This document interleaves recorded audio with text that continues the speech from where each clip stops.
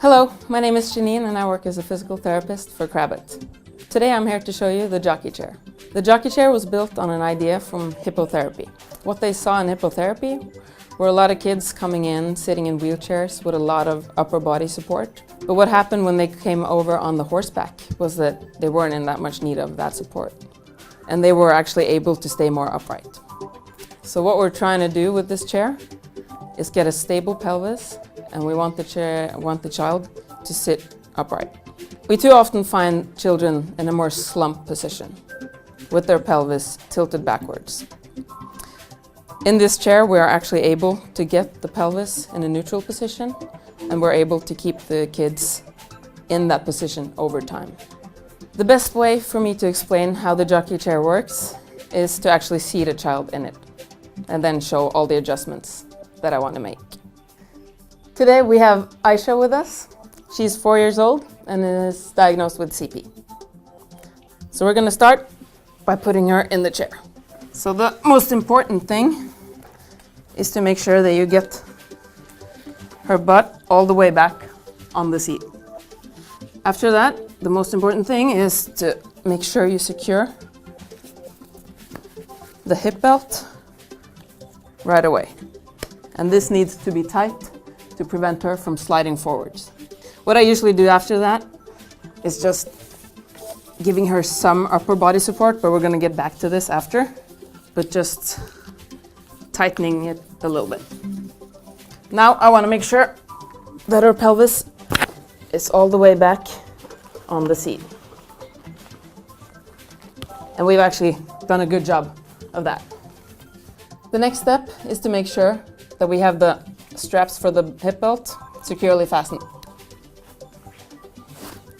So we start by pulling on these back straps, and now she's not able to slide forwards at all. Also check the front straps. After that, we want to try and create that stable base for her. And in doing that, we've got to make sure that she gets the right angles in her hip joint, knee joint, and her ankle joint. So we start by checking her hip joint. We're aiming at an open hip angle. We do not want that 90-degree angle, which you get in a regular seat. So we just try to make sure it's open.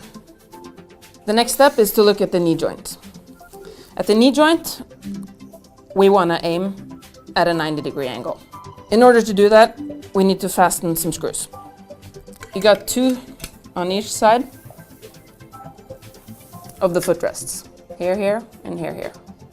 When these are opened, you're able to slide the footrest all the way up. So then I check that we get a 90-degree angle. At the ankle joint, we also want to get a 90-degree angle. You might have to open this in order to locate the screw.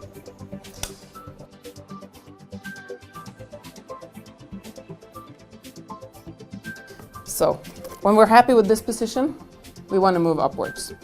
I want to start by making sure that her harness is helping her, keeping her upright. A lot of times, it might be hard to get the child all the way back. We have the option of turning a little handle underneath here so that we can actually tilt the whole chair a bit. That might help, but also the most important thing is that we want her to be in an active position. So what I do is we take a tray and fasten it here, like that, and fasten it. A lot of the times the children can then use the table to help them extend their upper body. We also want to make sure that Aisha's headrest and side support are helping her maintain this position. The side supports are opened here, and then we're able to slide them inwards and upwards or downwards to make sure she gets the best support possible. We want her to have these 3 points of support: her hip belt and her 2 side supports. Her head support is opened here, and you can adjust inwards, outwards, and also the height. So the next step for me would be to check all the angles to see if I've done a good job positioning the child. We start by checking the angle at her hips. Now this angle you can see is a lot more open than the 90-degree angle in a regular chair, so I'm pretty happy with that. The knee joint, also 90 degrees, okay, and her ankle joint is also good. So in this position, Aisha is given a stable pelvis. She's also given that open hip angle, which helps her hips to stay in a good position for the acetabulum to have the femur head inside of it. This is extremely good to prevent luxations. Her hips are actually in what we call an anatomical resting position. This is a good position because all of her muscles around this area are now resting. Biggest difference, I would say, the jockey chair in contrast to a regular chair, is that you can see that her feet are now in a position underneath her.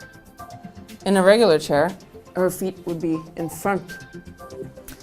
Now what this does is that this really helps her to actually stay more upright.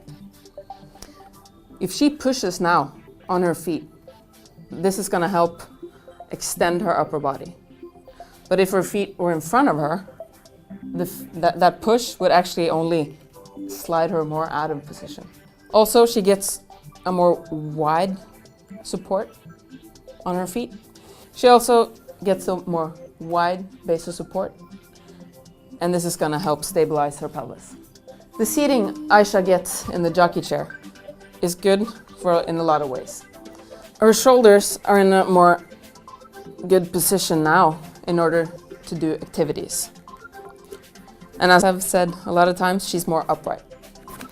The upright position, let's see, is actually helping her to breathe. Even her internal organs are now more and not being squeezed together.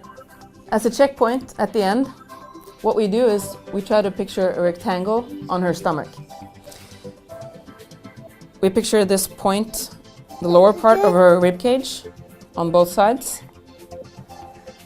and 2 points here on her iliac crests.